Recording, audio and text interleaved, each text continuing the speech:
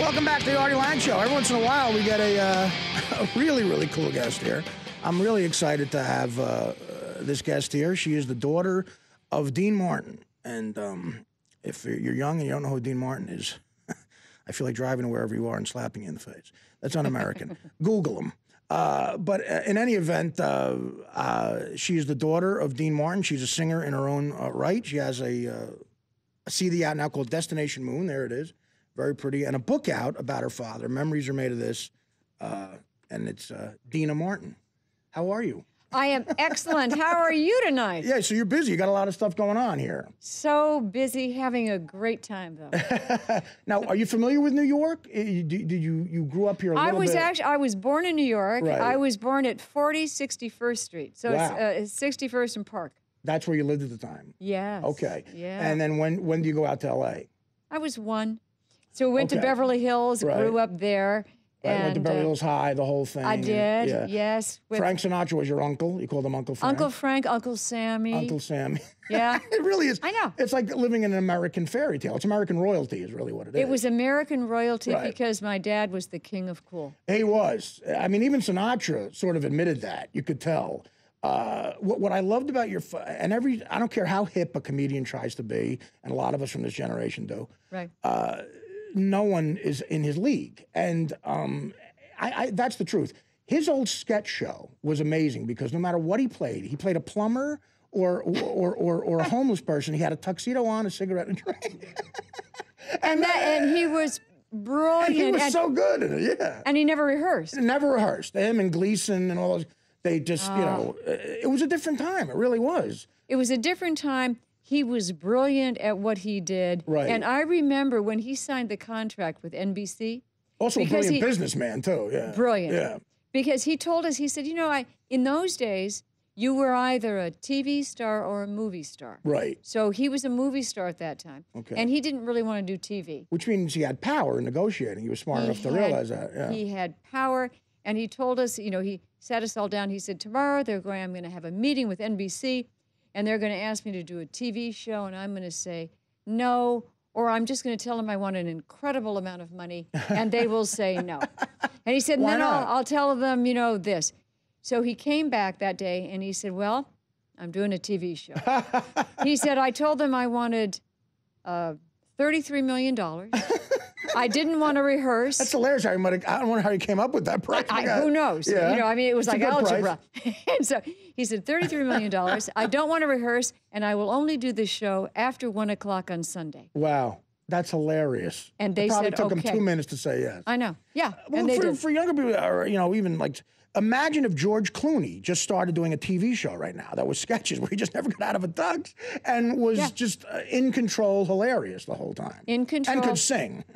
Yeah, and there you go. And so then my dad would walk out and sing with Ella Fitzgerald or, you know, anybody. Wow, think about and that. he was, or Frank Sinatra. And he would just go out there and sing with them. And to watch that. And the musicality of all the people on the show, it was unbelievable. We don't have that, No, Artie. you don't. No, I mean, show business, TV now is the Real Housewives of Orange County. It used to be Dean Martin and Ella Fitzgerald singing. Yeah, yeah. That's a different thing, yeah. No, just a real respected guy. Sinatra had a thing where he was the only guy who could say no to Sinatra, right? Dad was the only guy who could say no to Sinatra because he wanted everybody to stay up, party after all the shows, and, you know, stay up until the wee small hours of the morning. Right. My dad wanted to get up in the wee small hours of the morning and go play golf. Yeah, he was that type of. And Sinatra always said, "I spilled more booze than he drank." So that was even a little bit of a character. That's true. Yeah, that's true. Yeah. Well, he seemed like in the midst of all that, an amazing family man too. You know. He was. First of all, he was super cool. Right. You know, he always looked good. I mean, Yes. here's my dad.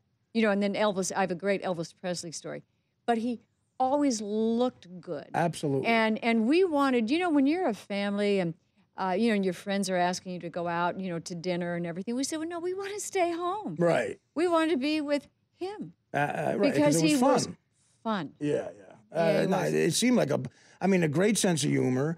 And to be part of that world, it is a bit like a fantasy thing. You had a home in Palm Springs. Yes, we did. And you had and you learned how to fly out to Palm Springs.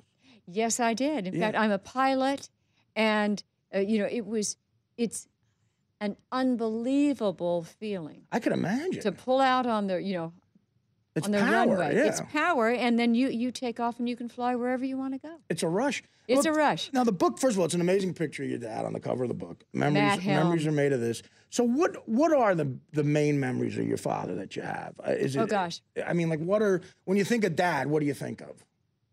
First of all, and I've said it before, he was just cool. Right. But there was something so warm about him. He was a hugger. And he had these massive hands. Right. Because he was a boxer. He was, when that's he was right. young. In Steubenville, Ohio. Crochet. Yeah. Yes. And tough area to come from. Steubenville and Youngstown, Ohio, was a lot of Italians, very tough area. It was tough, Yeah. and he would, deal cards. And he said that he was proud to be a boxer, and he said he had 12 professional fights, and he won all but 11 of them. Well, listen, he got out at the right time. He got out. Now, what about, do you have any memories of his relationship with Jerry Lewis? While you were growing up, were they estranged? Was that during that period of time? They were actually estranged. When I was very little, they were together. And then I remember watching the telethon, like in 70, might have been 76 or something. When Sinatra got them together? Yes, I was at home watching the telethon, as we did every year, and I see Frank Sinatra, Uncle Frank, come out and say, I have a friend who loves what you do to Jerry. And then I see my dad, because I could tell his walk from a mile away. And this is after 30 years, maybe, or 20 years. Like 25 years. 25 years, they hadn't talked. And I see Dad walk out, and they embrace. I see Jerry's face, and it was like, he couldn't believe it. Right. And they hugged each other, and Jerry actually had a great line. He looked back, he said, "So, you've been working?" Now, Dad had the #1 TV show, right? No, that's what I mean. It's unbelievable. They were, Jerry Lewis and Dean Martin were huge stars. Yeah. And you're talking about they could fill, just because they knew they were in a hotel in Times Square would get filled up. Oh, they would throw out the and they were teen the idols. TV Right. The photos. They were like the Beatles. They were. I mean, when you look back at those times, and and they were a great comedic team, because Jerry Lewis was all over the place with the crazy. And your father was the epitome of cool next to him, singing and just doing the straight lines or goofing on him. It worked perfect. And after that type of thing breaks up, most people, you think their careers would just go.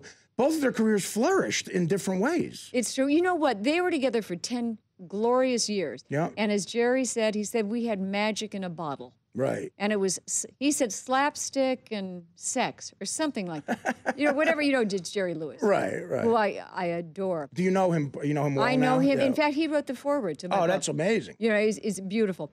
But he, the way he explains things now, when I get to talk to Jerry, it's like a whole different story. Right. But Dean Martin and Jerry Lewis were the best together. And that was perfect for those 10 years. Yeah. And then they were supposed to go their separate ways. They want to do other things. They both became, incredible stars even after that. No, in their own right, they both became huge stars, and wealthy men and successful men. It's good that both of them had huge success, because if one of them didn't, it would have been odd almost. Would have been embarrassing. Would have been weird. And awful. Now, during the Rat Pack years, which would have been the late 50s, early 60s, what was your situation? Would you ever go see them in Vegas? Would you hang out there once? Or you were too young?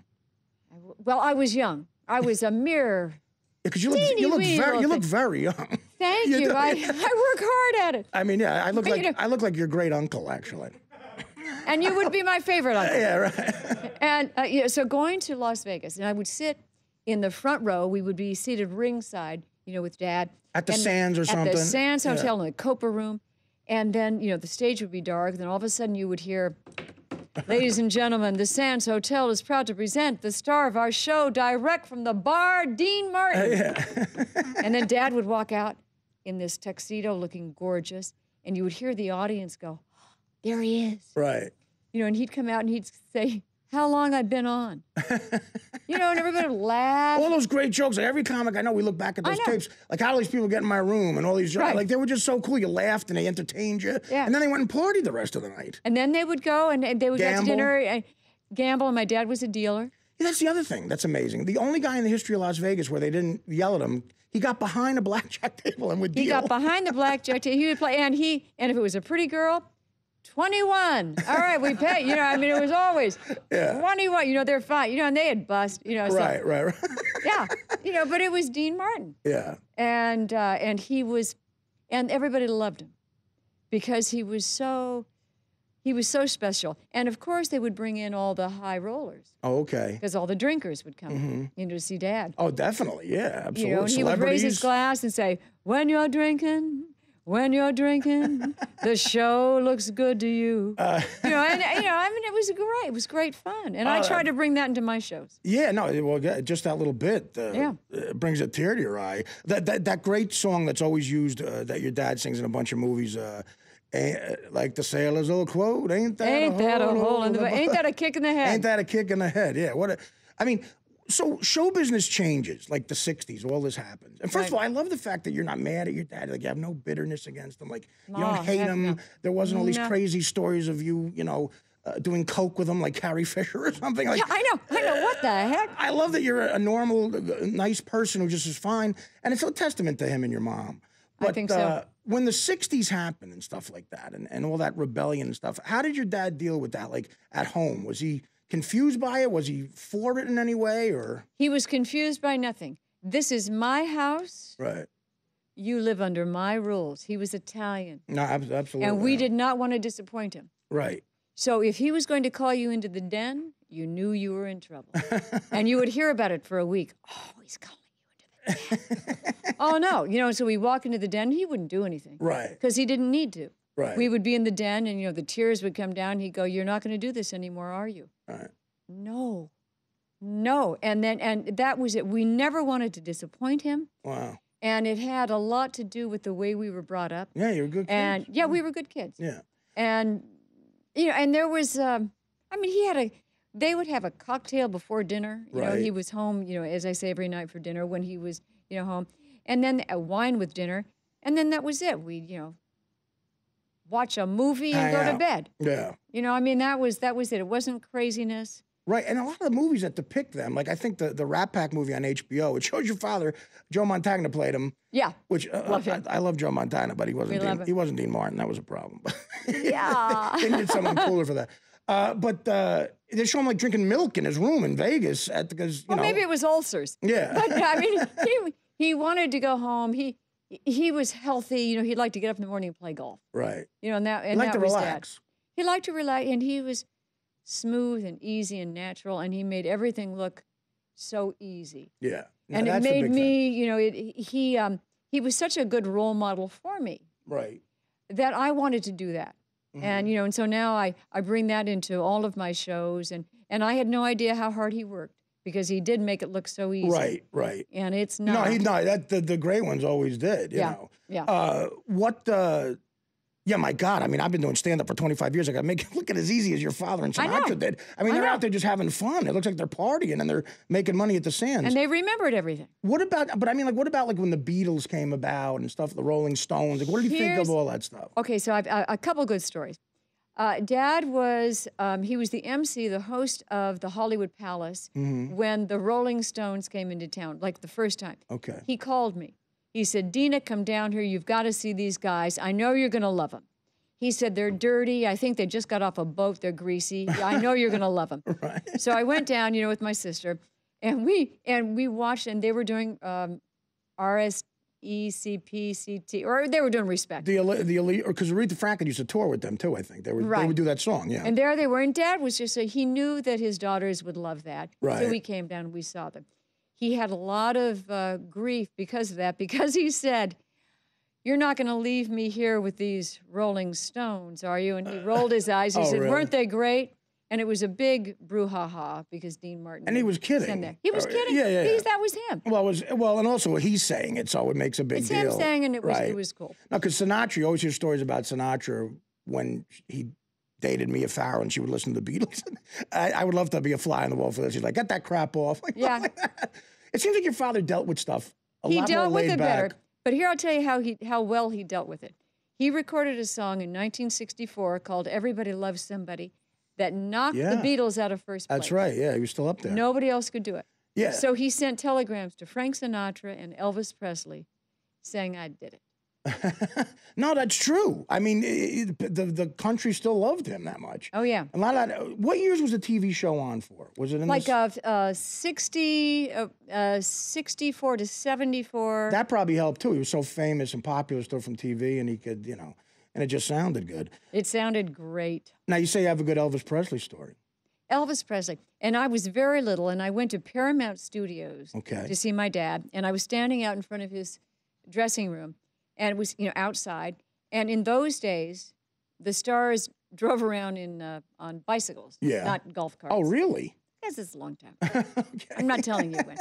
And so I see this guy, driving up on a bicycle, and I look, and it's Elvis.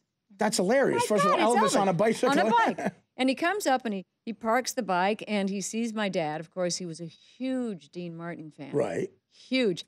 And he gets off the bike. He said, "Dean, is this your daughter?" And Dad introduced me to him. And Elvis kneeled down. He took my hand, my little hand in his. He said, "Deana, I love your father." He said, "They call me the king of rock and roll." He said, "But your dad, he's the king of cool." Right. Now, I wanted to die. I said, "Oh, my God, it has to be true." Elvis said that. Yeah. No, I mean, he had an elegance to him. He really did. He did. And he never had to go to the jumpsuits that Elvis wore. Like, you can imagine him in a getup like that. He didn't need gimmicks, is the thing. He didn't need gimmicks, and he never changed anything. Like Uncle Sammy Davis Jr., he got into the Nero jackets and the jewels. Right. Not Dad. He knew who he was. He was cool. He was natural, and he didn't have to prove himself to anybody. He would tell a joke. If you didn't laugh, that was okay. Right. Yeah. Exactly. He did it for almost his own amusement. He's secure in his own skin. He doesn't need your approval. Well, that's the epitome of cool. Is I don't desperately have to tap dance for you to like me. Because I'm fine. Nice? No, that's rare now because everybody in show business everybody has a gimmick. Am I good? Yeah. Please love me. Right. Believe me, I suffer from it. No, I mean, look. Why would you suffer from that? Listen. But we're the epitome of new show business and what show business used to be. You look elegant, like you're going to the Oscars, and I look homeless. It's my show. Well, I dressed up to come onto your show. I'm sure you always look elegant. I appreciate it. Well, besides the book, we're going to take a quick break too. But you have a CD out. A fabulous CD. Deana Martin, Destination Moon. Now, is this how many CDs have you put out? This is my fourth, and this actually has a duet with me and my dad. Oh, you did it through technology? Yes. Oh, that's great. Which one is it? It's the last one, True Love. Oh, great. And Nat and Natalie did Unforgettable.